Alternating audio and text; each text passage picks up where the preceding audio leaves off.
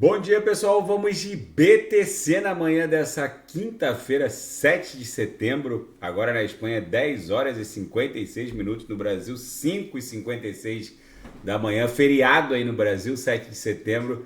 Gente, a BTC aqui no diário tá desenhando um micro doji com um corpo real absolutamente insignificante, meio que pontificando também o fim desse ímpeto vendedor. Foram 1, 2, 3, 4, 5, 6, 7. É o oitavo candle vendedor aqui no Heikin Nash. A BTC está esgotada aqui no RSI estocástico.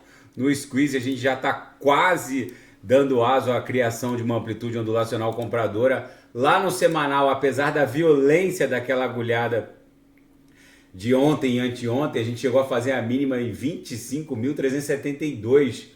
As agulhadas anteriores ainda estão desenhando, todas elas seguem desenhando fundos ascendentes, desde daquela mega agulhada da semana que se iniciou em 21 de novembro de 2022, todas as agulhadas subsequentes estão desenhando fundos ascendentes. Então tem gente achando que a BTC teria enveredado por um viés de baixa, por isso, por aquilo. Gente, é clara a acumulação triangularizada. Isso aqui, muito provavelmente, diante desse doji claro aqui no diário, isso vai redundar agora num estresse da mediana do canal de Keltner, lá no patamar de 26.400, 26.500. Seria a nossa primeira resistência, vai formar um pullback, depois vai encontrar a base da nuvem, provavelmente aqui na confluência com a MM200, no patamar de 27.600.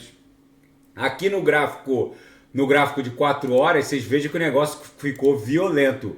Ontem a gente estressou a Lauer, depois voltou para a VWAP, estressou aqui a penúltima upper aqui da banda de VWAP semanal. Aqui eu estou no gráfico de 4 horas ancorado pela banda de VWAP semanal. Então, estressamos a Lauer, voltamos para a VWAP, estressamos a penúltima upper e agora o que parece é que no 4 horas e no 6 horas a gente está desenhando uma figura triangularizada aqui, ó. Provavelmente isso aqui vai redundar num estresse do patamar da VWAP mensal do mês 8. A gente está desenhando a banda de VWAP mensal do mês 9, mas essa acumulação vai redundar no estresse do patamar da VWAP do mês 8, que seria a nossa resistência mais imediata, porque está na memória do mercado, porque bateu ali, voltou. É bem provável que aqui forme um belo pullback. Isso porque no diário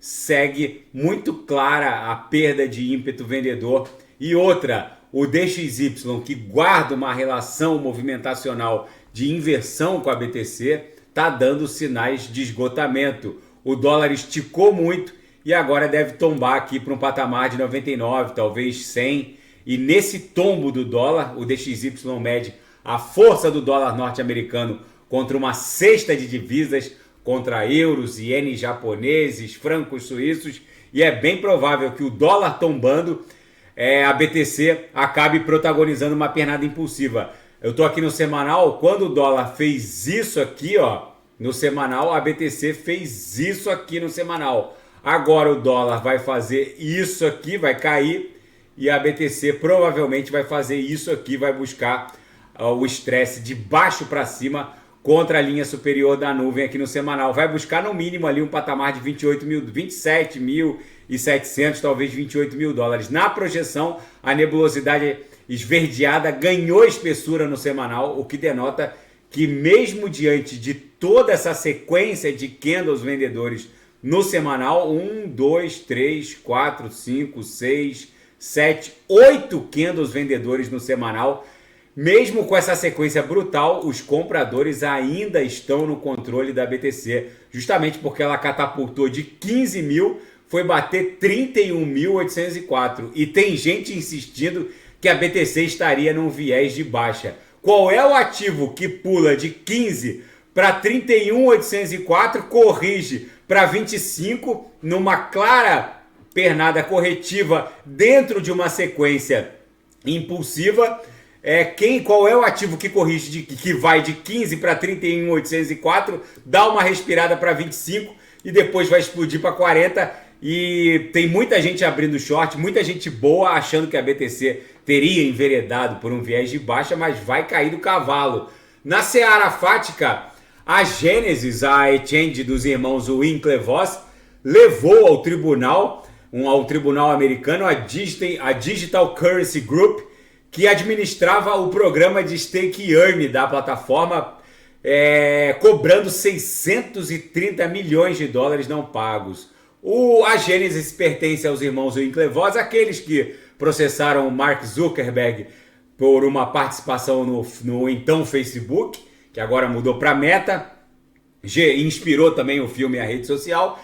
Eles investiram boa parte do que eles ganharam lá da indenização do Mark Zuckerberg, colocaram em BTC, abriram a Genesis e aí criaram um braço de stake earn com essa Digital Currency Group e tomaram um calote de 600 milhões de dólares. O Sam Bankman-Fried não vai sair da cadeia. A primeira instância negou o pedido de soltura e agora o caso está no segundo Tribunal de Apelações de Manhattan. O Sam Bankman-Fried é o infame fundador da FTX, que misturava investimentos de altíssimo risco com os recursos dos clientes e deu todo esse imbróglio que redundou no crash da FTX. E o Vitalik Buterin escreveu um artigo muito interessante ontem. Ele propõe uma alternativa ao Tornado Cash. O Tornado Cash é um misturador de criptoativos que inibe o rastreio da origem dos ativos criptográficos através de um protocolo que foi condenado pelo Departamento de Justiça norte-americano como um instrumento de lavagem de capitais. Ele defende o uso de um protocolo que roda numa ZK-EVM, numa Zero Knowledge Virtual Machine, que é um roll-up, funciona como uma camada 2 da rede Ethereum, que seria capaz de verificar a legalidade dos fundos, a origem dos fundos, sem revelar o histórico das transações. Ele defende a criação desse protocolo, ele não deu a entender se vai ofertar ao público esse protocolo, mas ele disse que isso já é possível. Enfim, é um novo normal. E na seara geopolítica e finanças internacionais, o Antony Blinken volta de Kiev prometendo mais $1 bilhão à Ucrânia. Agora os fundos destinados à Ucrânia ultrapassam 43 bilhões de dólares provenientes dos Estados Unidos. Enfim, os Estados Unidos eles travam uma guerra por procuração contra a Rússia, segundo o Kremlin. Essa guerra já está basicamente sendo travada diretamente contra a OTAN e nada disso ficará sem resposta. Vamos ver. E o príncipe herdeiro saudita, o Mohammed bin Salman, o mesmo que tem cortado sucessivamente a produção de petróleo numa parceria bizarra com a Rússia, e que está revolucionando o esporte, o turismo, o cinema na Península Arábica, contratou de Benzema a Neymar, passando por Cristiano Ronaldo. Agora o príncipe herdeiro saudita cismou que o deserto saudita tem cobre e já gastou mais de 150 milhões de dólares perfurando locais onde possivelmente poderia haver cobre. Qualquer geólogo que diga que pode haver cobre, ele manda furar o deserto saudita. E vamos ver se a Arábia Saudita, além de muito petróleo, também tem cobre. E o Japão quer se transformar no 5º país do planeta a colocar um artefato, um módulo na Lua.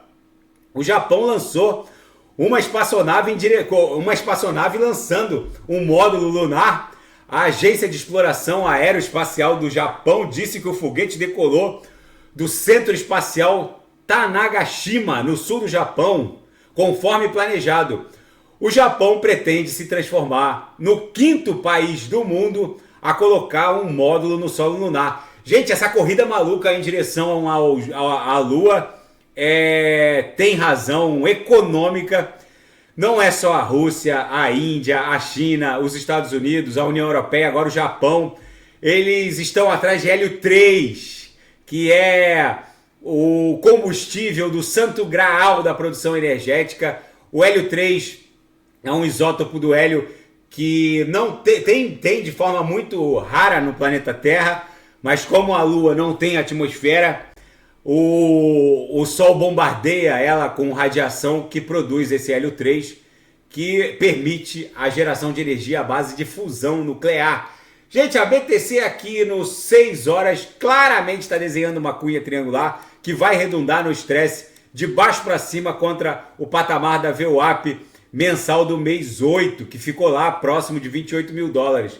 No diário, esse belo engolfo aqui vai acabar redundando na criação de uma pernada impulsiva que vai levar a BTC no mínimo para o patamar aqui da base da nuvem, na confluência com a MM200 ali em 27.700. Daqui a pouco eu volto, vou fazer Binance Coin, Atom, Polkadot, Kusama. Kusama acabou que não deu tempo de fazer ontem. E quem quiser sugerir alguma análise é só colocar nas mensagens abaixo. Grande abraço, até daqui a pouco.